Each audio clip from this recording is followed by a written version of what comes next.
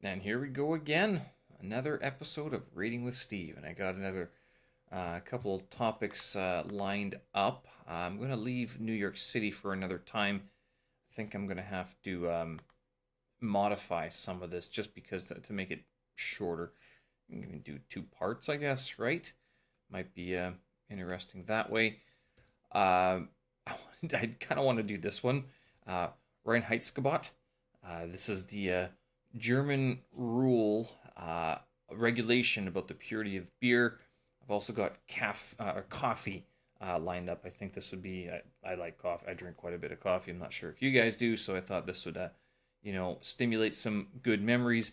I've also got caffeine, which is a little bit. Yeah, it's all right. It's a seems to be a lot of numbers towards problems with caffeine. That's a bit more of a bullet point ordering or organization. Same with how much caffeine is safe. But you know what? Let's start with Reinheitsgebot, the purity of beer. So, reading with Steve, Reinheitsgebot, or regulations about the purity of beer.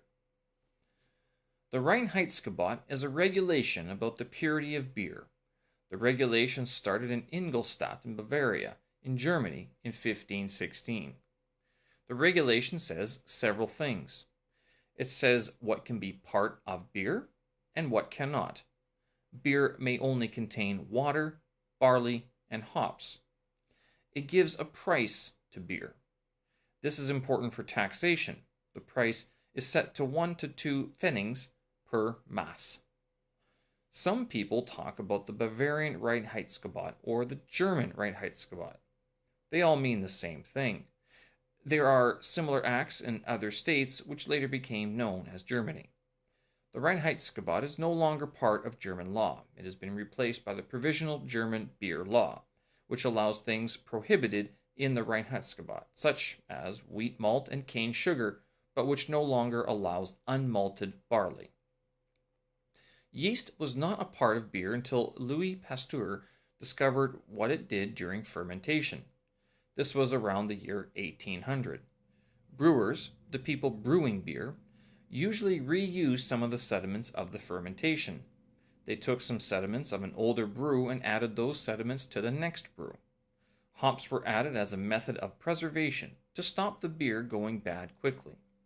Hops were allowed to stop other things, like adding certain mushrooms to the beer, which was done in the Middle Ages, being done to preserve the beer. Other herbs, like stinging nettles, had been used. The stinging nettle is part of the same plant family as hops. A brewer who broke the Reinheitsgebot was punished.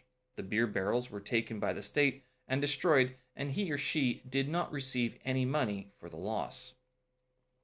Even today, many brewers are proud of the Reinheitsgebot. Most German breweries say they follow it. Some only use it as a marketing tool. The Reinheitsgebot says that beer is made of barley, so all wheat beers were not allowed by the original Reinheitsgebot. Belgian beers are different. The brewers often add sugar to boost fermentation. Nevertheless, Belgian beers have a brewing tradition at least as long as those of Germany. They taste totally different from the German ones. This has been Reading with Steve, the Reinheitsgebot, or the regulation about the purity of beer. Thanks for listening.